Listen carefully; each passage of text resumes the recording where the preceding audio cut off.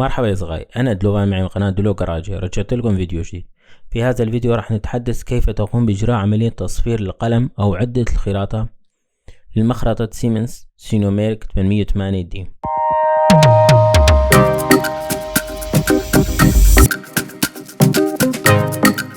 واجهة الماكينة راح تكون على هذا الشكل. في عنا خيارين، أول شي يا بنروح على صفحة الأوفست يا هون بنروح على صفحة الأوفست. هون عنا لوحة أو عنا العدة، صفحة العدة. هون أطوال، هون راح تكون خاص بأطوال العدة على محورين إكس والزد. هون راح تكون صفحة التعديل. نحن راح نكون ضمن هاي الصفحة. إما بتضغط هون نيو تول. شو بدك إياه القلم؟ القلم لشو؟ قلم خراطة، قلم فتح مجرى، دريل إلى آخره. نقول خراطة، نضغط هون خراطة. الشي المهم هون نحدد اتجاه قلم الخراطة. نحدد اتجاه القلم الخراطة. عندنا محطوط هون قلم بالريفولفر مثل ما بتلاحظوا، محطوط القلم على رقم 1. هون محطوط على رقم 1. اتجاه القطع، بتشوف اتجاه القطع من فوق على اليسار، من فوق ليسار.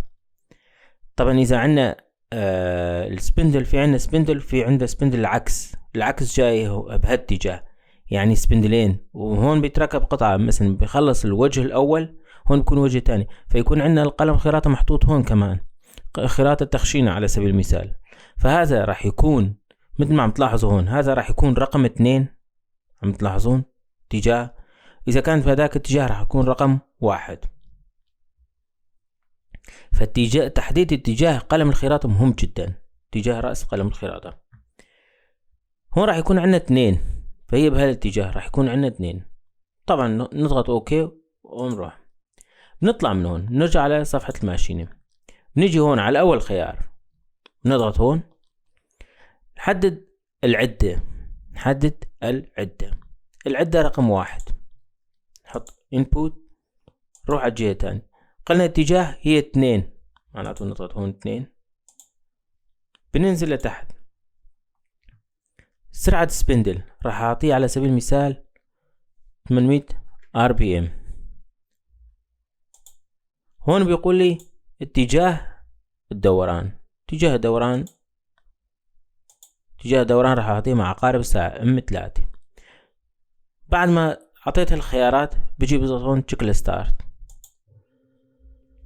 ليك اشتغلت سبندل دار. راح تقرب من الخامة.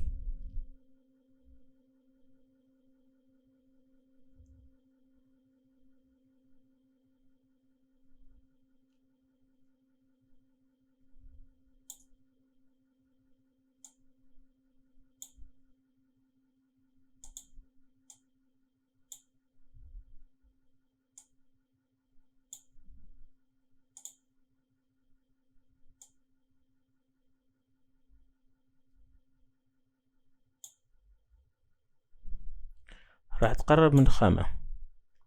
قلنا الناقص يتقرب من الخامة والزائد يبعد عنه. راح نضغط الناقص، نحن راح نتقرب منه.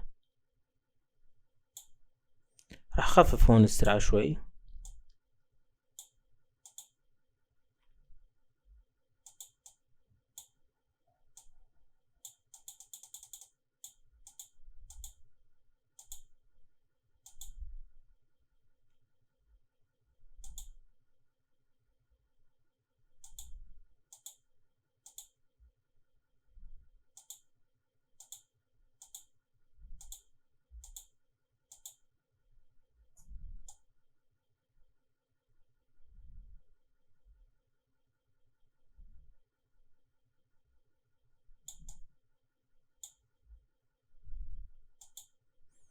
هلا الأداة لمس الخامة. في شغلة هون، طبعا قطر الخامة عندي هي 100 ملم. 100. نحن بنضع هون يا اما ألمنيوم يا اما بلاستيك للتصفير. هون احسن مشان ما، لانه راح يكون اول شي في عنا احتمال يحدث تصادم او شيء او خطأ، فنحن بنختار في هاي الحالة المعدن الاقل كثافة او المعدن الاخف. هلا تلامس، راح ارجع اطلع برا. عملت مسح للوجه، بضغط هون ريزيت. ضغطت هون ريزيت. يا اما بجيب الميسيو او القدم الورنية، ما بعرف بالعربي شو بيقولوا له، بيجي بقيس هاي ايش قد عندي، او انا بعطيها القطر اللي انا اعطيت الخامة. بيجي هون على هذا الخيار بضغط هون ميس تول، ضغط هون عندي المحور الاكس. هلا المحور الاكس نوضع هون القطر الخامة، القطر اللي عندنا راح نقيس هاي الخامة وراح نضيف قيمتها لهون. قلنا هي القطر كان عندنا 100، معناته راح اعطيها 100، اعطيتها 100 مو، راح اضغط هون. انا صفرت القلم باتجاه الاكس. هلا بروح على اتجاه مشان صفر باتجاه الزد كمان. راح اطلع لفوق، اداة رقم 1 قلنا اتجاه رقم 2 صح، راح نتركها هون. الار بي ام قلنا 800 او الشي اللي بدك يعني تحطه، بس ما تكون سرعة عالية كتير يعني. بعدين بننزل هون نحدد الاتجاه فليكن 3. قلنا بنضغط تشيكل ستارت.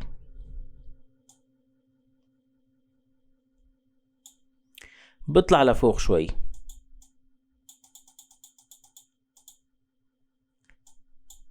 بدخل بالخامة،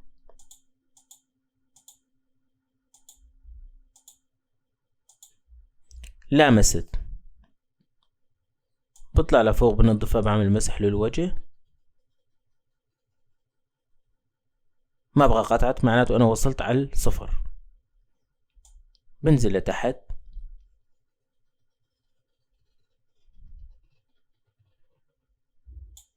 بضغط ريزيت، بيجي على الميس تول كمان ريزيت، بيجي هون على الميس تول، هون بنزل على المحور الزيت، وهون بصفرة بعطيها. هون احنا صفرنا العدة باتجاهين، المحور الاكس والزد. راح نروح على صفحة الاوفست وراح نشوف ايش قد اعطانا اطوال القلم. ليكو اعطانا على محور الاكس ناقص 200.231، على محور الزد ناقص 390.426. كان هو صفر. راح نجي هون نحدد اتجاهها، هون اتجاه قلنا 2 كانت input. راح نرجع هون الراديوس هي قلم تخشين، معناته راح تكون 0.8